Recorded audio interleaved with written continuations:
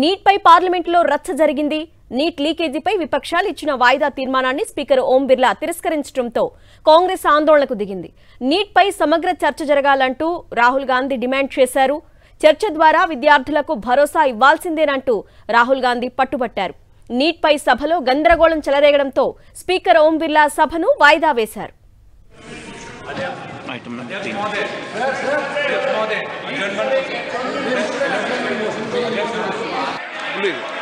Okay, सभा पटल पर रखे जाने वाले पत्र आइटम नंबर 3 श्री अर्जुन मेघवाल जी आज की संशोधित कार्यसूची के क्रम संख्या 3 అటు రాజ్యసభలోనూ రచ్చ కొనసాగింది. నీట్ పై చర్చ జరగాలంటూ కాంగ్రెస్ నేత మల్లికార్జున్ ఖర్గే డిమాండ్ చేశారు. పదే పదే పేపర్ లీకేజీ జరుగుతుండడంతో విద్యార్థులు ఆందోళనలో ఉన్నారని తెలిపారు.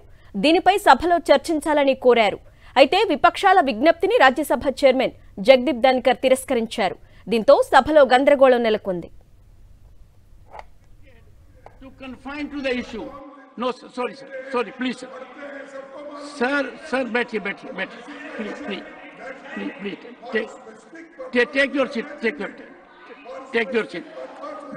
Nothing will go on record. Dr. Jitendra Singh.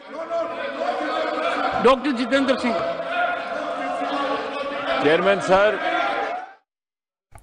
Neat కి సంబంధించి ఇటు లోక్సభ రాజ్యసభలోనూ రచ్చ జరుగుతోంది. రాహుల్ గాంధీ ఇది దేశ యువతకి సంబంధించిన సమస్య కాబట్టి దీనిపై చర్చ జరగాలని పట్టుబడుతున్నారు. తాజా అప్డేట్స్ మా ప్రతినిధి వెంకటేష్ అందిస్తారు. వెంకటేష్,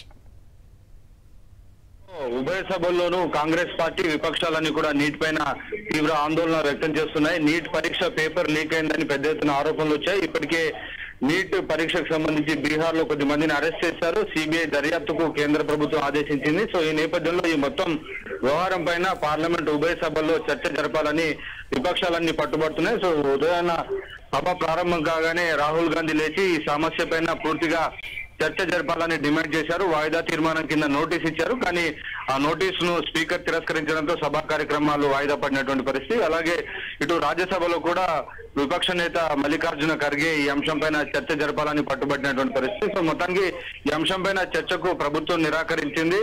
రాష్ట్రపతి ప్రసంగానికి ధన్యవాదాలు తెలిపే తీర్మానం పైన చర్చ జరిపే అంశంలో ఈ అంశాన్ని కూడా లేవనెత్తాలని స్పీకర్ సూచించారు. కానీ ఆ స్పీకర్ చేసిన సూచనతో విపక్ష సభ్యులు అంగీకరించలేదు. దాంతో సభా కార్యక్రమాలకు తీవ్రమైనటువంటి అంతరాయం కలిగింది. దాంతో సభా కార్యక్రమాలు వాయిదా పడుతూ వస్తున్నాయి. వెంకటేష్, పదే పదే పేపర్ లీకేజ్ అవ్వడము, ఒకసారి తప్పు జరిగిన వెంటనే మళ్ళీ దాన్ని సరిదిద్దుకుపోకపోవడము, అదేవిధంగా ఇది యువత భవిష్యత్తుకి సంబంధించిన అంశంపై ఎందుకు ఇంత అలసత్వం వహించారు అంటే ఇన్పుట్స్ ఏమున్నాయి?